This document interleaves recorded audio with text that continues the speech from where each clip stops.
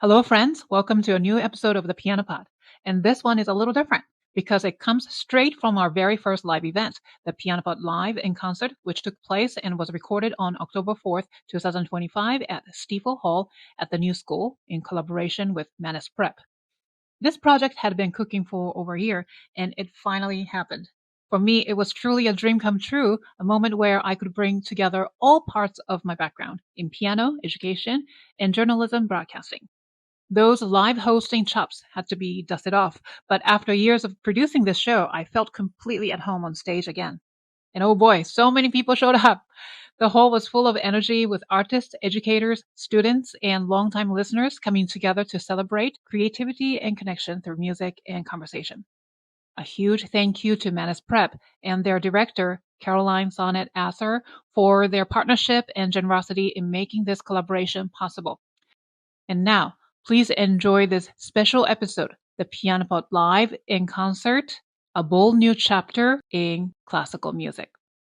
My name is Yukimi Song, and I am the host and the creator and executive producer of the Piano Pod. It's an award-winning podcast and YouTube show that I started in 2020 that amplifies candid conversations with leading artists. Now today, what we do is we bring together four pianist thought leaders, starting with Dr. Jee-Hoon Krska, Eleonor Bindman, Nnenna Ogwo, and Donna Wang Friedman. I have interviewed all four of them in the past, and each artist today embodies creativity, innovation, and a deep commitment to community. And those qualities are the very heart of our current season's theme, creativity and connection. Now we'll start out with four performances back to back. Afterward, I'll sit down with all four artists on stage, and we'll have an interview session. Afterwards, now you get to participate by asking us questions.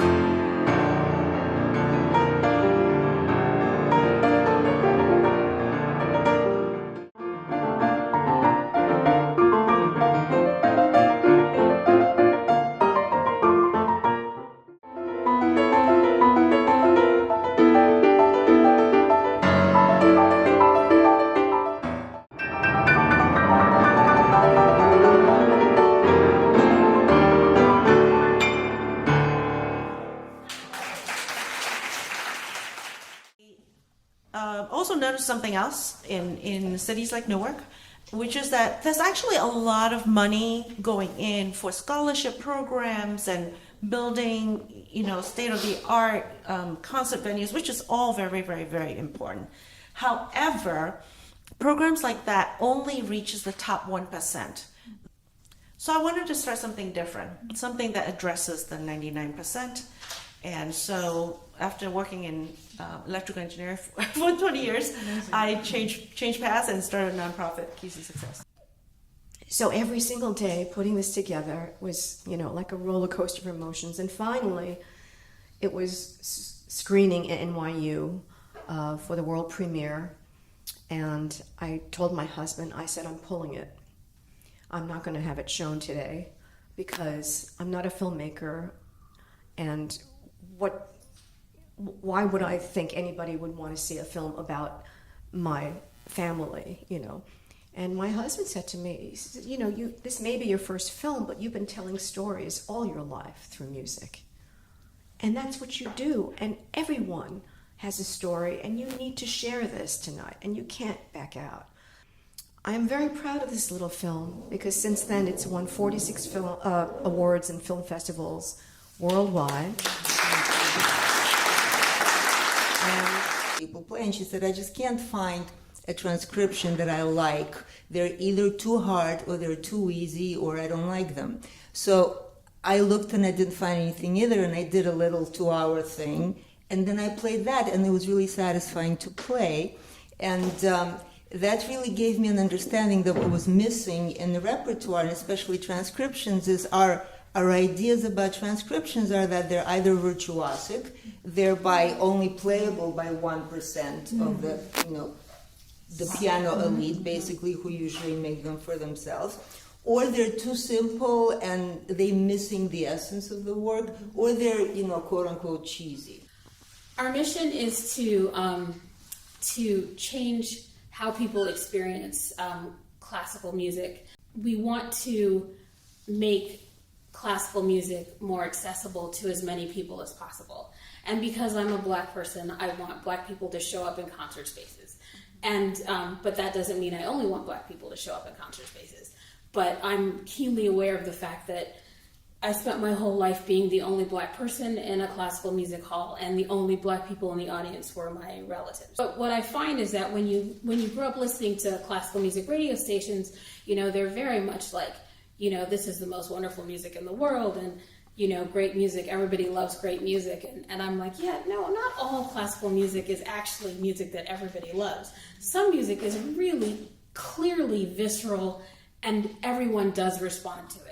Like, it doesn't matter who you play The Rite of Spring for. Everyone goes, what is that? And what you said about our reference with music really captured me. And I would love it if you would just kind of reflect on how we can make music more credible to people. For me, I feel like programming needs to hit on a lot of different levels. And it depends on what you have available to you. So, for example, our Juneteenth Festival week, we do a lot of different kinds of performances. So you were saying that when you were transcribing the cello concertos, you understood something about Bach. I want to know what that was. When I was actually transcribing the cello suites by Bach, and they are essentially very bare bones. It's just, as you can imagine, the cellist usually plays one note at a time, and then there'll be some double, triple stops as chords. This question is for Dr. Krska, but potentially for all three of you. So I grew up playing classical music, not piano, but violin. And one thing that I found is that most of the people that I played with, even those at a pretty high level, there came a day when they turned 18 or maybe 21, and they kind of stopped playing. And so I wonder, for you and maybe all three of you, how do we get people to continue to play? I think music has to mean something to you. I do think, the way classical music has gone, it's become very technical, and it hasn't. I find it unusual to find a person who will actually have a story going on in their head that is meaningful to them when they're playing a piece. It comes a point when it has to mean something to you. When it means something to you, then you won't stop. But if it's just about competitions and you're gonna get tired, and you're gonna be so relieved when you don't have to do it anymore. I hope you enjoyed the recording from the Piano Pod live in concert, a bold new chapter in classical music. So what did you think of blending what the Piano Pod does bi-weekly, music performance, in-depth interviews, and adding a live audience with a Q&A panel discussion? It was such a joy to see everything come together in one afternoon. To explore more, simply scan the QR code on your screen.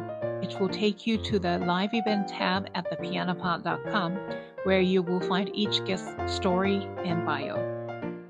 Season 6 of the Piano Pod is just getting started under the theme Creativity and Connection, featuring more extraordinary guests and conversations ahead. Thank you for listening, and until next time, keep creating, keep connecting, and keep the music alive.